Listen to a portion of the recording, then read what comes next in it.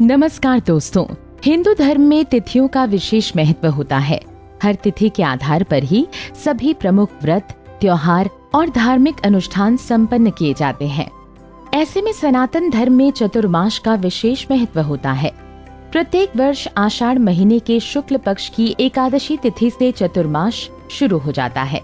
इस एकादशी को हरिशयनी एकादशी, देवशयनी एकादशी, पद्मा एकादशी, पद्मनाभ एकादशी के नाम से जाना जाता है। बता दें कि चतुर्मास के दौरान कई तरह के कार्य निषेध हो जाते हैं, जैसे विवाह, यज्ञोपवीत संस्कार, दीक्षा ग्रहण, यज्ञ, गोदान, गृह प्रवेश आदि सभी शुभ कार्य वर्जित माने गए हैं। इसके पीछे का कारण है कि इस सृष्टि को चलाने वाले श्री हरि 4 महीनों के लिए योग निद्रा में चले जाते हैं, जिसके कारण सारे शुभ कामों पर रोक लग जाती है। आइए जानते हैं चतुर्मास के बारे में। ये क्या होता है, कब से शुरू होने वाला है और इसकी क्या कथा है। सबसे पहले आपको विस्तार से बताएंगे कि क्या होता है चतुर्मास। चतुर्मास को चौमासा भी कहा जाता है। धार्मिक मान्यताओं के अनुसार आषाढ़ शुक्ल पक्ष की एकादशी से चतुर्मास प्रारंभ हो जाते हैं। इस एकादशी को देवशयनी एकादशी कहा जाता है।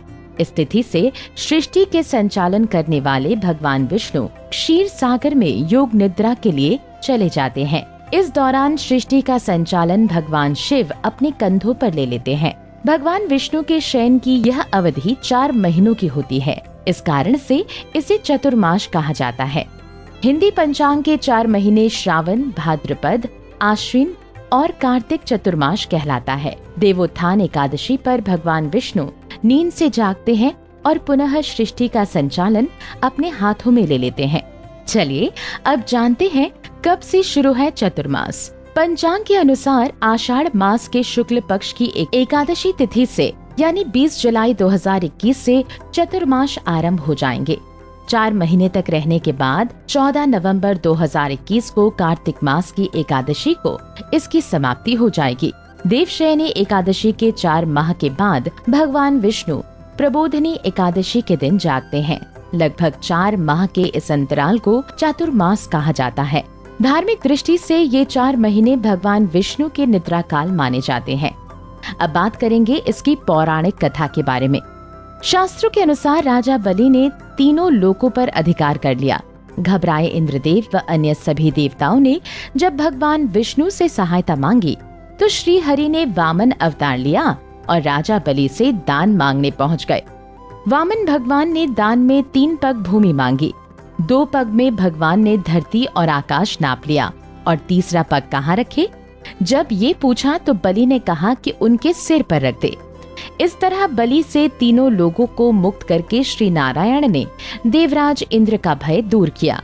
लेकिन राजा बलि की दानशीलता और भक्ति भाव देखकर भगवान विष्णु ने बलि से वर मांगने के लिए कहा। बलि ने भगवान से कहा कि आप मेरे साथ पाताल चलें और हमेशा वहीं निवास करें। भगवान विष्णु ने अपनी भक्त बलि की इच्छा पूरी की और पाताल चले गए। इससे सभी देवी देवता और देवी लक्ष्मी चिंतित हो उठी। देवी लक्ष्मी ने भगवान विष्णु को पाताल लोक से मुक्त कराने के लिए एक युक्ति सोची और एक गरीब स्त्री बनकर राजा बलि के पास पहुंच गई। इन्होंने राजा बलि को अपना भाई मानते हुए राखी बांधी और बदले में भगवान विष्णु को पाताल से मुक्त करने का वचन मांग लिया। भगवान विष्णु अपने भक्त को निराश नहीं करना चाहते थे, इसलिए बलि को वरदान दिया कि वो साल आषाढ़ शुक्ल एकादशी से कार्तिक शुक्ल एकादशी तक पाताल लोक में निवास करेंगे। इसलिए इन 4 महीनों में भगवान विष्णु योग निद्रा में रहते हैं। कुंडली टीवी डेस्क से लता शर्मा की रिपोर्ट।